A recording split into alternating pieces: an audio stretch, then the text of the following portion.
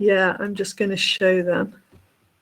Okay, well, while Teresa's getting all that ready, obviously, Teresa's going to be one of our experts in one of the next sessions. But yeah, so Teresa's from the University of Warwick, and yeah, last but not least, here we go. All the best. Thanks very much. I'm going to give you a brief wave and then turn my camera off, because I'm very much aware that my slides are quite small, and I really want you to be able to see them as well as you can. But having said that, I've also put them on SlideShare. I'm an open education practitioner, so I very much believe in putting stuff out there. So I'll pop that link into the chat for those who would prefer not to have to squint at slides. So as with the first presenter, I've chosen 3 examples of my work over the years. I've been working with Mahara for quite some years now, probably near enough 10 years. And during that journey, I've used Mahara in lots of different ways. And as I approach retirement now, I'm thinking, well, it's really important that I capture some of the reasons why I use it, and also some of my thinking behind how I use it. So I really welcomed some suggestion that we could have this online session today. I'm really enjoying it, so thanks all very much for sorting out the MaharaHui. So I'm thinking particularly from a skills perspective. I'm a language teacher by trade, but I'm not just thinking about language skills here, and you'll see in the example the range of skills that I'm particularly thinking about. And I'm going to start off with a very quick screenshot from one of the pieces of work I've done over those last 10 years around ePortfolio for assessment. So big shout out to Lisa for her work on the Assessed ePortfolio ebook, which came out recently and is shared on our pages here. And this really was a journey for me. This was a project whereby we looked at including recognition for our language learning students who come from diverse backgrounds and different course requirements and different disciplines, to try and take account of the skills that they acquired besides their language learning skills whilst they were part of a language module. So over the past years, we have run for about 100 to 150 students studying everything from, they may be doing a beginner's course in Chinese, they may be doing an advanced French course, and they're doing this as an addition to their main degree. And what we were really looking for was a way of making them appreciate and acknowledge their skills growth. So we managed to put together a program collaboratively with a group of tutors, which would be assessed through ePortfolio and contribute 20% of their mark. And during this, or as part of this activity, what they would have to do would be to reflect upon their language learning journey.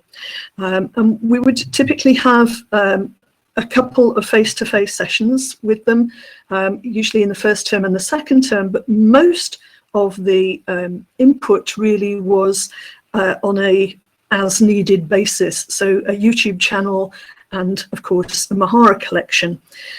So this is just a screenshot of a Mahara collection that we use.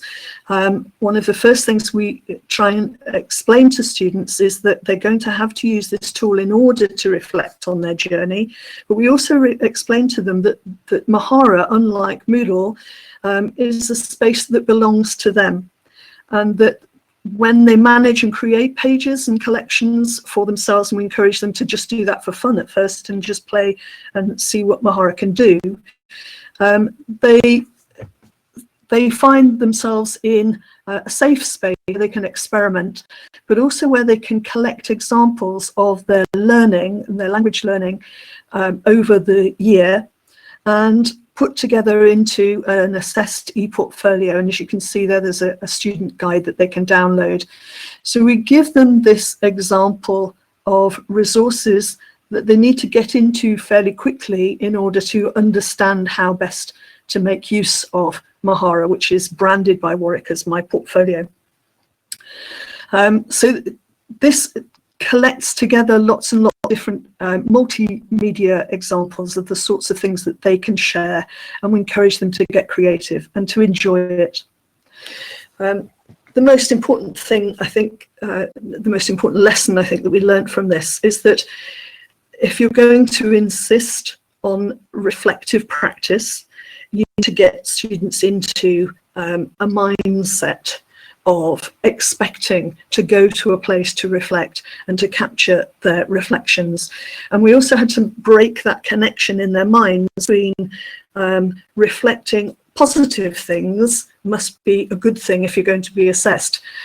We very much dispel that right at the beginning and say any reflection on any of your experiences, good or bad, are important. Anything that has become a learning moment for you or a moment that has mattered, capture it. Even if you keep it in your journal and you never ever share it in your final assessed e-portfolio, that's fine. It's just giving you a space. And in order to help students feel comfortable in that space, we make sure that they are members of a shared group on Mahara right at the beginning, and that they access the forums and the interaction through that shape. So we try and get them as familiar with the space as possible right at the beginning. So that's the Assessed ePortfolio project. And as I say, I've written about it many times elsewhere. I'll just pass on one quick link in the chat to a post that I did on the Alt-C blog about it. So if you haven't read about it, but it is, as I say, also in the ebook that Lisa created. So I'm going to move on to my second example, and this is more lengthy and more recent. So 3 years ago, I designed and implemented a module specifically for the School of Modern Languages and Culture's final year students and Erasmus students who join us. And this is very much focused on learning design for language learning, and particularly the use of digital spaces. So the cohort are generally final year language degree students who may have spent a year abroad. They generally have, and many of them have already done a little bit of teaching, even if it's just one-to-one coaching as part of their sort of income earning activities outside of student life. The focus is very much on language pedagogy and on learning design, but incorporated within this more recently, we've included the work that I do on virtual exchange. So virtual exchange is a collaboratively designed set of task-based learning opportunities where students connect with speakers of other languages in their other countries in order eventually to co-create an artifact, but we work towards that process. So we start with sort of simple information share and we build up to group work and more demanding use of technologies, because this is all done at a distance. So the assessment of this particular module is 100% e-portfolio. It includes the classic 1,500 word essay, so a short essay, and it includes the need to create a learning intervention and explain the rationale.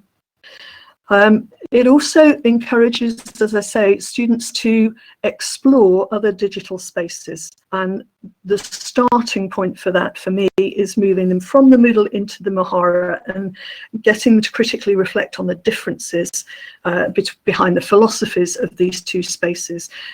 We make lots and lots of very concrete parallels between moving in and out of different physical spaces and moving in and out of different digital spaces and their effects on us individually. So, you know, we do quite a lot of furniture shifting within my teaching room here to give them the idea, you know, how does it feel to sit in this group or in this layout?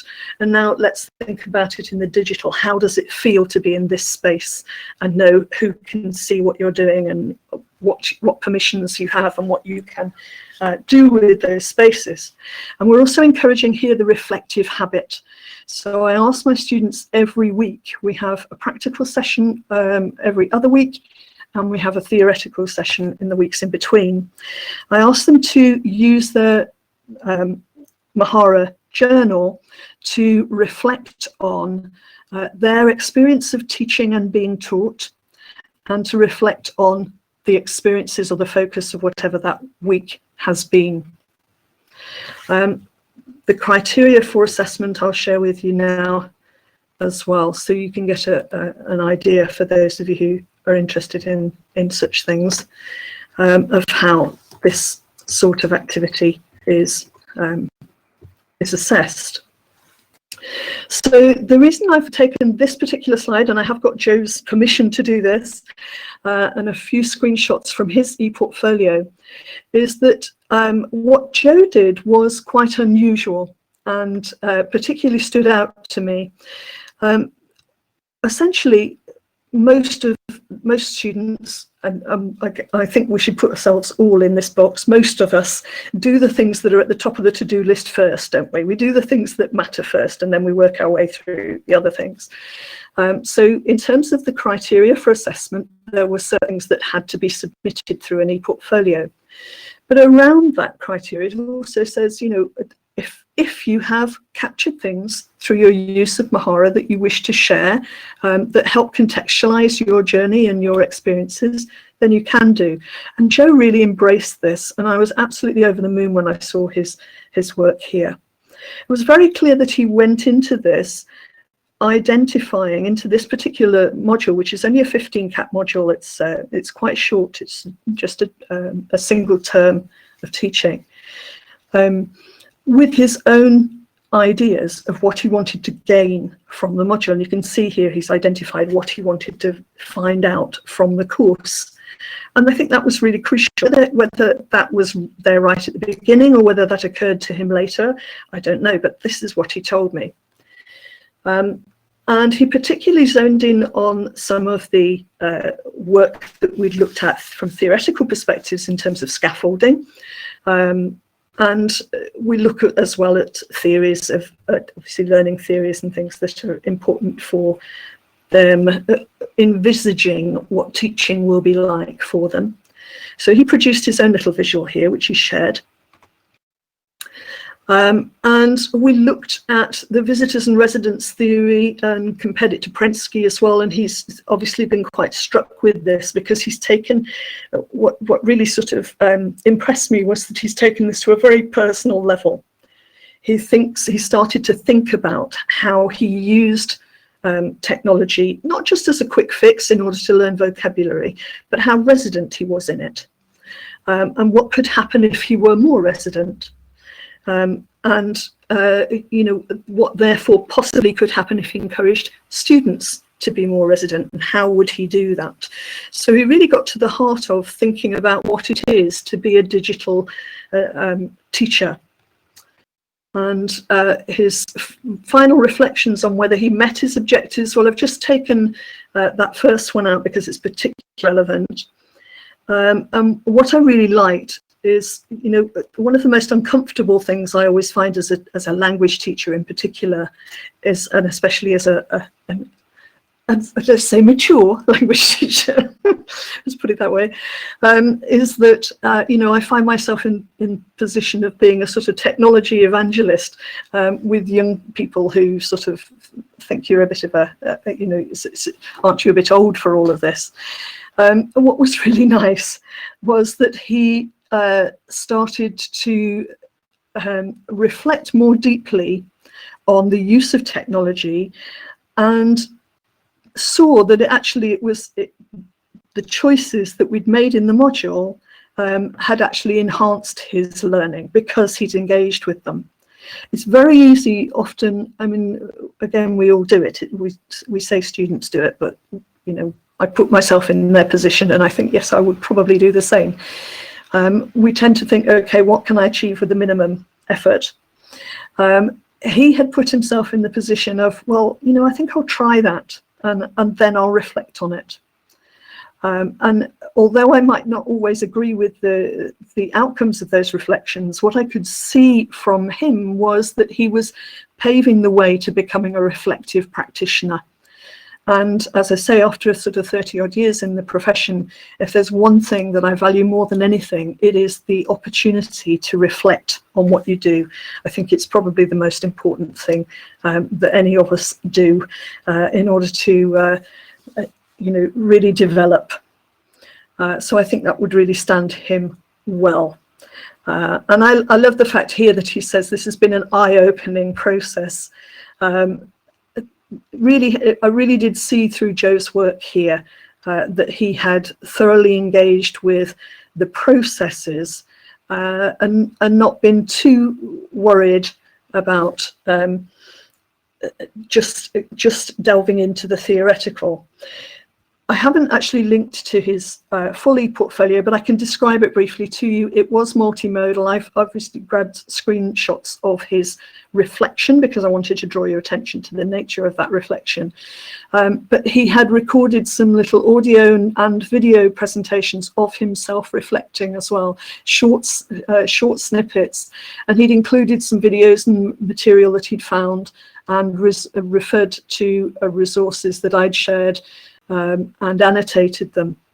So it was a truly multimodal e-portfolio, exactly, Philippa, and that was vital to me because actually as communication professionals, as we're seeing through COVID, and perhaps we're seeing this in more disciplines than just languages, I'm sure, actually a lot of our communication is these days mediated through communication technologies of some sort, and we need to understand how that works. And I think we've seen some wonderful examples. I'm not going to go into detail, but I think we've seen some wonderful examples of people discovering for themselves what is communicated through a Zoom meeting based upon what is behind you in your bookshelf or what you're actually wearing below screen level. People perhaps have started to get a little bit more of an insight into the vagaries and the importance of understanding our digital identities and the complexities of multimodal communication. So my final example for you actually is much more to do with my next professional journey, which is moving towards retirement, because a lot of my reflection and development has happened through Mahara. Most of that in recent years has been a central implementation of Mahara. And I started to realise that a lot of the work that I've done, such as this for the Warwick International Higher Education Academy, which was a project around open education, it was sort of going to be closed and lost into an institutional environment.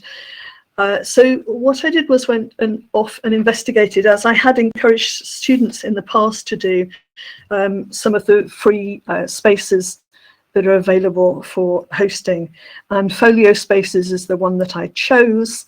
Some of my students previously have also removed their stuff and taken it with them. I love the fact that Mahara work is portable, and the fact that our little learning journeys as they happen in an institution don't then get lost to that institution and actually are part of our lifelong learning journey.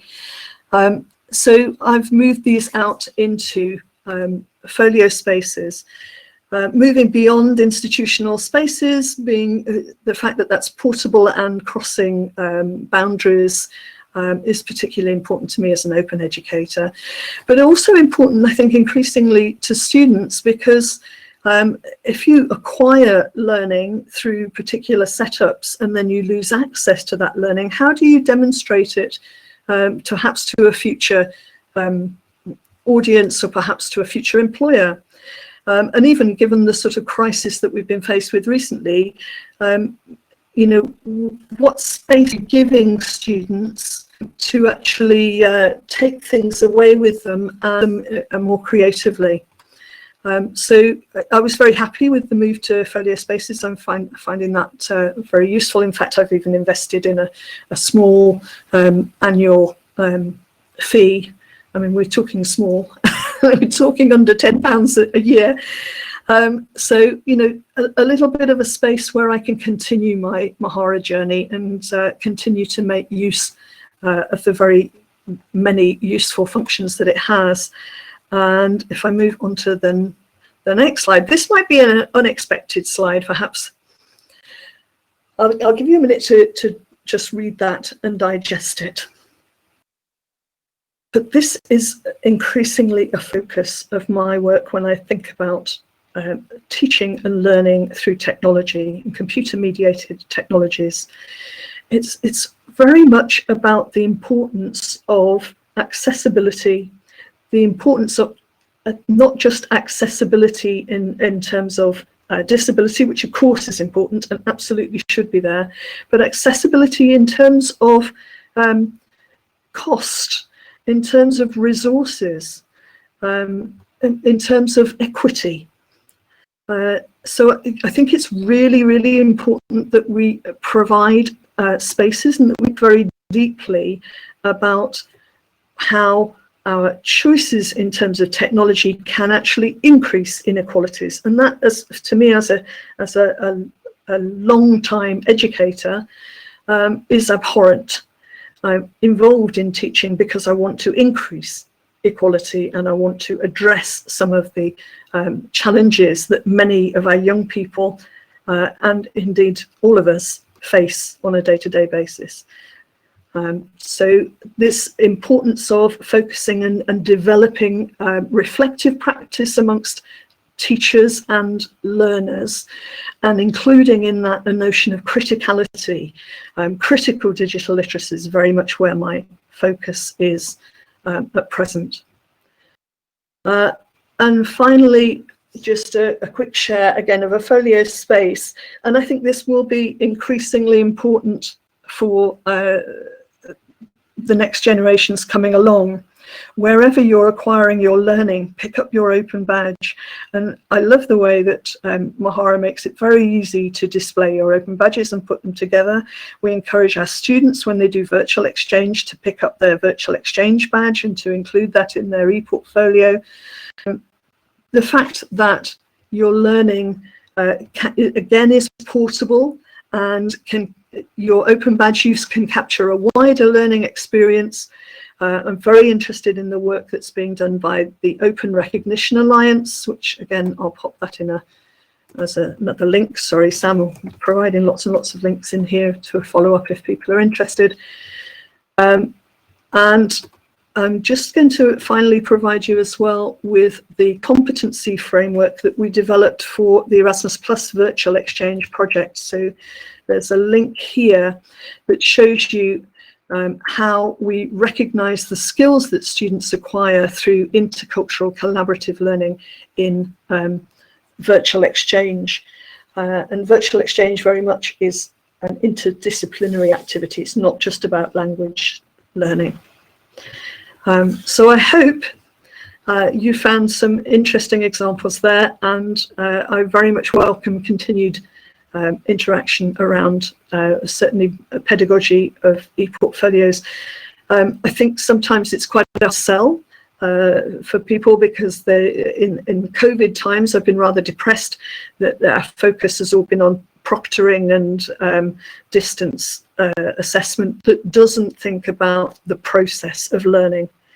It's really, really important that we make students aware of their learning processes. That's probably the most useful skill that we can ever help them to develop. So I think I'll finish at that point, and thank you very much for your attention. I'll just pop my screen back on and I'll come back to your questions. Thank you very, very much. That was wonderful. And you know, on the subject of badges, I've just put in there that you can claim a badge for today. So all those that have attended, you can find a link to claim your Mahara attendee badge. Yeah, so there's lots of discussion going on. Oh, lots of thanks as well. I'll give you a minute to read some of the comments and I'll let you respond. Yes, I just loads coming in. Yes.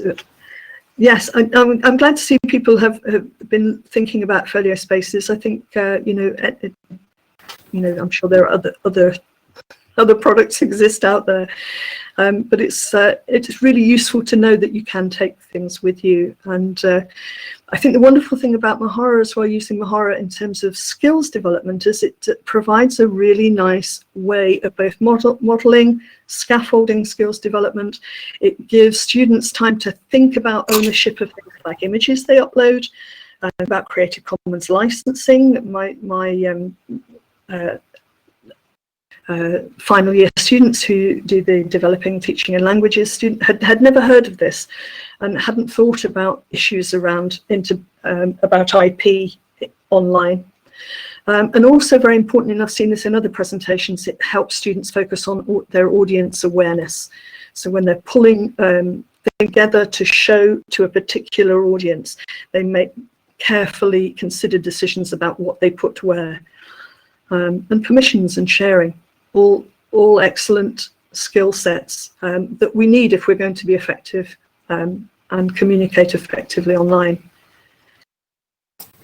And Gordon her badge. Yeah, so Gordon has asked, what's your top tip for getting students to engage in critical reflective activity? I think I would hesitate to recommend a top tip, but I'd go along with the modelling and scaffolding process.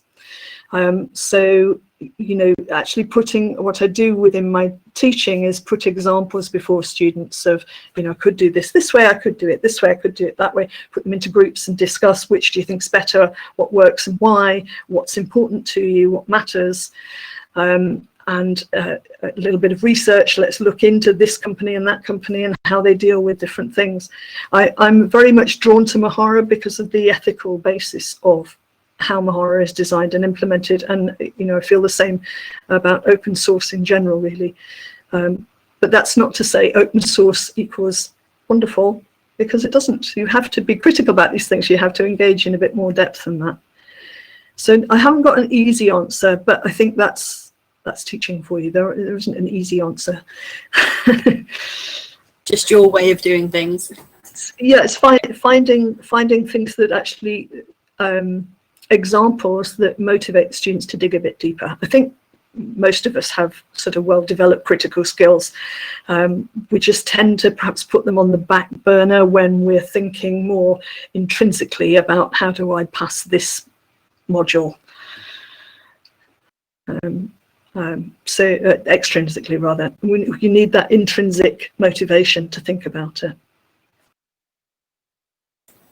Okay. Louise, it's great. It's good to know you. It's great to see people doing more around Creative Commons with students and ownership. I think if we're going to understand how the internet works, we need to become more creators and less consumers. I see it already, and it's kind of encouraged within the VLE mentality that you are just a consumer. You log into the course, you get what you need.